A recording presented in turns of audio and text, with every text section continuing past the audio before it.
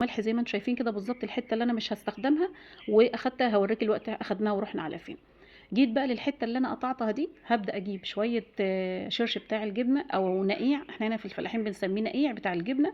الناس طبعا على التصوير هنا على معانا على الفيس او اليوتيوب بيسموه شرش الجبنه. دي ميه الجبنه اللي بتتصفى من الجبنه لما بنحطها في الحصيره او المصفى والقماشه. حطيت فيها حته المنفعه بتاعتي اللي انا قصيتها، هحط فيها قرنين فلفل مشطشطين، يا ريت يكونوا مشطشطين، وما لكمش دعوه خالص، مش هيخلوا الجبنه مشطشطه ولا اي حاجه خالص، بالعكس بيخلوا الجبنه ليها ريحه وطعم جميل قوي. حطيت فيها ليمونتين برضو، هبدا اقطعهم شرايح وحطيتهم، وهحط 3 معالق من الخل بس، خلاص كده، من غير ملح خالص، هشتغل فيها من غير ملح. هبدا بقى ادوبهم كويس قوي واركنهم عندي لمده يوم سليم. تعالي بقى هنا للمنفعه اللي احنا خمرناها بالملح، حبيت ان انا اكسيها ملح كويس علشان ما تعفنش معي او تدي طعم او يروح منها القيمه بتاعتها بتاعه المنفعه. هنشرها كده على المنشر كده لمده يوم، وبعد اليوم تعالوا هنا كده يوم بالظبط، جبت المنفعه بتاعتي اللي انا كنت مخمراها علشان اتاكد ان هي تشتغل لي في الجبنه كويس. انا المفروض كان الفيديو بتاعي لغايه هنا، لكن انا حبيت ان انا اجيب لكم كميه من اللبن واجرب لكم المنفعه بتاعتي علشان نتاكد ان الطريقه بتاعتنا صح من البدايه للنهايه، وعلشان يبقى فيه مصداقيه في الموضوع. تمام كده، حطوا لنا بقى لايك حلو للفيديو، وتعالوا هنا هنسمي بالله بقى. جبت 10 كيلو من الحليب. تمام كده، هبدا اجيب حله بتاعتي، ويا ريت حله تكون المونيا علشان خاطر هحطها على النار. لما انا هشتغل في المنفعه بحط الحله على النار، لان بسخن الحليب لدرجه حراره 37 38، وبعد كده ببدا اشتغل فيه بالمنفعه. فضيت كميه الحليب بتاعتي، بسم الله ما شاء الله اللهم بارك. هبدا اخدهم على النار، وتعالي هنحط المنفعه بعد ما نيجي من على النار. هديهم بس تقليبه كده واوريكي ان الحليب عندي بسم الله ما شاء الله اللهم بارك جميل. حلو، طازه من البيوت، مش يعني شاريه من بيت مضمون يعني. هبدا بحط الحليب عندي على النار، وابدا اديله تقلبتين 3 كده لمده 5 دقائق، ولغايه ما ايدي احطها على الحله من بره، يعني ما تتلسعش، وفي الوقت نفسه تحس بدفيان الحله. بس ماليش دعوه باللبن دفي او ما تفيش. هو ده، هتقيسي بقى درجه الحراره، هتقيسي 38 40 بالكتير قوي. مش عايزه تحطي ايدك بالمقياس بتاعك، خلاص المسي الحله بس من بره. على ما حطيتي ايدك عليها من بره وحسيتي بدفيان الحله من بره، خلاص على كده اطفي على الحليب وتعالي. مش عايزين نسخنها قوي علشان الجبنه بتاعتنا ما تفشش مننا في الحله. هبدا بقى اصفي كميه من المنفعه علشان مش عايزه فيها بذر خالص بتاع ليمون او بتاع فلفل. هبدا بقى انزل لكل كيلو لبن معاكي من معلقه ل3 معالق منفعه. طيب ازاي احط 3 وامتى احط معلقه او 2؟ لما انا حاسه ان المنفعه بتاعتي لسه بختبر بيها بحط 3 معالق. طيب لو انا المنفعه عندي استخدمتها زي كده في المره دي وعرفت انها كويس وتخميرها كويس، بعد كده بحط معلقتين بس للكيلو لبن. تمام. طيب بحط بقى هنا كده لكل كيلو لبن 3 معالق، ودوبتهم كويس وغطيت عليهم، وهسيبهم حوالي من ساعتين ل5 ساعات على حسب. انا طبعا سبتهم 5 ساعات لان كنت بغربل القمح، والمفروض ان انا كنت سبتهم ساعتين بس، لان ما شاء الله اللهم بارك المنفعه عندنا ممتازه ممتازه بجد، لدرجه ان هي خمرت اللبن وبدا ان هو يفشش معايا، يعني لدرجه ان هو بدا يفشش معايا من كتر المنفعه بتاعتي الاصليه الممتازه. تمام. المفروض ان لو انا جيت بعد ساعتين كان ما كنتش هلاقي خالص كميه شرش في الحله ابدا. بس كده هبدا اكمل معاكم الفيديو. والجبنه بتاعتنا ما شاء الله اللهم بارك المفروض تبقى اجمل من كده، لان انا عوقت عليها زي ما قلت لكم في التخمير. بس هي ساعتين بس وهتلاقي الجبنه بتاعتك خمرت وتمام.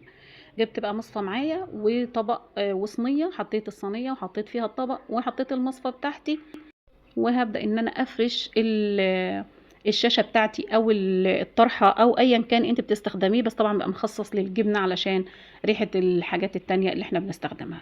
هبدأ بقى انزل باللبن بتاعي الجبنة بتاعتي كلها في المصفى والقماشة علشان ابدأ اعمل جبنة المنفعة. تمام كده.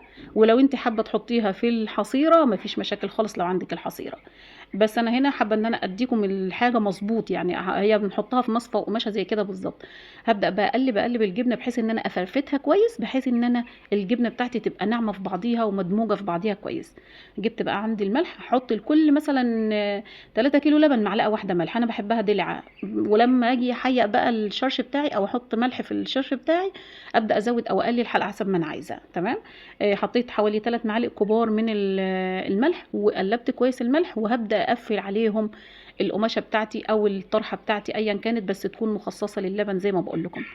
هشيل بس الشرش اللي عندي ده علشان خاطر الجبنه بتاعتي تتصفى كويس، لان انا لو ما شلتوش مش هتتصفى. هسيبها كده حوالي 5 ساعات، 12 ساعه، 10 ساعات، يعني من 5 ساعات ل 12 ساعه. ليه يا ام يوسف؟ 5 ساعات ده في حيث ان انا حاطه عليها تقل من فوق، بتقعد 5 ساعات بس وبقطعها. طيب انا مش حاطه عليها تقل خالص زي كده، بتقعد معايا 10 ساعات و12 ساعه. تمام، تتصفى براحتها، بس حته الجبنه بتاعتها بتبقى مضغوطه براحتها، مش واخده ضغط زياده عن اللزوم. تمام. قلبت المصفى بتاعتي على الصينيه زي ما شفتوا. عينت الشاشه بتاعتي لبره المصفى وبدات قلبتها بنفس الشكل اللي انتوا شفتوه ده. حته الجبنه بتاعتي اختبرتها قبل ما اقلبها، لقيت حته الجبنه بتاعتي ماسكه وكويسه. هبدا بقى اقطع الجبنه بتاعتي بسكينه تكون سلاحها رقيق، وفي الوقت نفسه تكون رفيعه. قطعت الجبنه بتاعتي بسم الله ما شاء الله. هبدا بقى اديها شكل بس كده بالفلفل علشان تعرفوا ان احنا عاملين حاجه حلوه. وبالله عليكم لو وصلتوا لغايه هنا ربنا يكرمكم كده بزياره الحبيب صلى الله عليه وسلم واهل بيته. حطوا لنا لايك حلو منكم بالله عليكم. بس كده هبدا بقى. دي المنفعه عندي ودي الجبنه. تعالوا بقى نقول لكم طريقه تخزين الجبنه الصح عشان تعيش معاكي فتره طويله لمده 6 شهور واكتر كمان. لو انت هتعمليها رمضان، للسحور، للولاد، للمدارس، للعادي خالص، للبيت العادي، اعمليها بنفس الشكل. جبت علبة معايا تكون نظيفة وفي الوقت نفسه يكون غطاها محكم ان انا هقفلها كويس. جبت شنطة نظيفة برضو، فتحتها وحطيتها في العلبة بنفس الشكل. والاكياس بتاعتي قصيتها اكياس من التلاجة العادية خالص. وهبدأ اغلف كل قطعة جبنة في كيسة في نص الكيس زي ما انا قصاها كده بالظبط لغاية ما اكمل بقية قطع الجبنة بتاعتي عندي. عندنا في المرحلة دي بقى الشرش بتاعنا، لو انت حابة تغليه اغلي، حابة تخليه زي ما هو خليه زي ما هو، وضيفيه على الجبنة، بحيث ان احنا مش هينفع ان احنا نخزن الجبنة من غير شرش. قطع الجبنة عندي بسم الله ما شاء الله اللهم بارك جميلة حلوة أوي ماسكة نفسها. قفلنا كل قطعة بحتة كيس علشان ما تتهريش في الشرش عندي أو في مية الجبنة عندي. أضمن إن كل قطعة تبقى زي ما هي بالظبط وتطلعيها من العلبة زي بتاعة المحلات. تمام. هرص قطع الجبنة بتاعتي كويس بحيث ان انا كل قطعة جبنة هتبقى مرصوصة بنفسها هتاخد الشكل اللي هي مرصوصة بيه. تمام. اهو هجيب بقى كده تمام الدنيا كده 10 على 10. اجيب بقى قرنين من الفلفل واقطعهم في مية الجبنة عندي فوق الجبنة بنفس الشكل. لو عندك خيارة مش خيار صوب يعني خيار بلدي، قطعي واحدة منهم ولا 2 برضو بنفس الشرايح كده صغنونة، هتديكي طعم جميل في الاكل لما تيجي تاخدي حتة الجبنة. خلصت كده قطع الجبنه بتاعتي، قطعت عليهم قرنين الفلفل. هبدا اخد ميه من ميه الجبنه اللي هي اتصفت من المصفى بتاعتي والحصيره علشان او المصفى والقماشه علشان اديها ملح واخزن بيها الجبنه عندي. دي بقى طريقه تخزين الجبنه الطريقه الصح اللي هتقعد معاكي زي ما قلت لك 6 شهور واكتر. هبدا بقى احط ميه الجبنه بتاعتي على الجبنه بحيث ان انا قطع الجبنه عندي تبقى متغطيه كلها وملحها مظبوط بقى زي ما انا عايزه. بظبط في الوقت ده الملح بس. بدي دوسه بقى كده على الجبنه بتاعتي. لو احتاجت ملح بزود، ما احتاجتش خلاص ببدا الف كيس الشنطه بتاعتي لفوق وانزل الحتت الجبنه لتحت بحيث ان ما يبقاش فيه هوا خالص في الشنطه عندي. تمام. وابدا ابرم الكيس واربطه بنفس الشكل بحيث ان ما يبقاش فيه هوا ابدا في الشنطه عندي اللي فيها الجبنه. وكل ما احتاج بفك الكيس واخد قطعه الجبنه واربطه تاني بنفس الشكل علشان لو دخلوا هوا هيعمل ريمه بيضه وريحه وحشه للجبنه. ببدأ اقفل العلبة بتاعتي وخلاص. على كده العلبة دي ملهاش بقى هنا مصلحة تتحط في التلاجة. هبدأ افضي المنفعة بتاعتي في بطرمان او في ازازة واشيلها بنفس الشكل في التلاجة من تحت. لما احتاج اعمل جبنة تاني بجيبها واحط الجبنة بتاعتي. دي المنفعة اللي احنا كنا ناشرينها على المنشر بدأت نشفت بنفس الشكل وده اللي انا عايزاه. هبدأ بقى اقصقصها مكعبات صغنونة على قد القطعة اللي انا خدت بيها خمرت بيها اول مرة.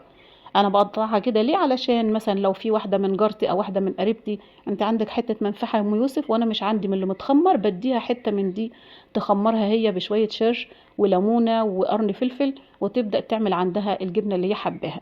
في ناس ما بتعرفش تخمرها فبتقول لي هاتي من الجاهز، بندي من الجاهز. والموده بيننا وبين الناس طبعا احلى حاجه في الدنيا. ربنا يجعل الموده بينكم وبين الجميع يا رب، اللهم امين، ويهدي الحال للجميع يا رب. بس ببدأ اقطعها بقى حوالي 5 سنتي في 5 سنتي كده او 4 سنتي في 4 سنتي. وبحطها في علبة هتشوفيني دلوقتي. عايزة تحطيها في كيسة ما عندكيش علبة او تحطيها في كيس وتحطيها في الفريزر مفيش مشاكل. تمام كده اهي. ببدأ ارصها كده واحط الملح برضه عليها اللي هو فيها بملحها كده. في ناس بقى هنا في الفلاحين علشان ما كانش طبعا في تلاجات زمان كانوا بيعملوا ايه بقى؟ كانوا بيحطوها تنشف زي ما شفتوها كده بالظبط ويعلقوها في مسمار في البيت في مدخل البيت وهم رايحين وهم جايين كده تفضل ناشفه للهواء فبتعيش معاهم اكنها في الفريزر واكتر. همسح بقى الرخامه بتاعتي وتعالوا كده. دي الجبنه بتاعتنا وده كده كان نهايه الفيديو. اشوفكم على خير ان شاء الله في فيديو جديد.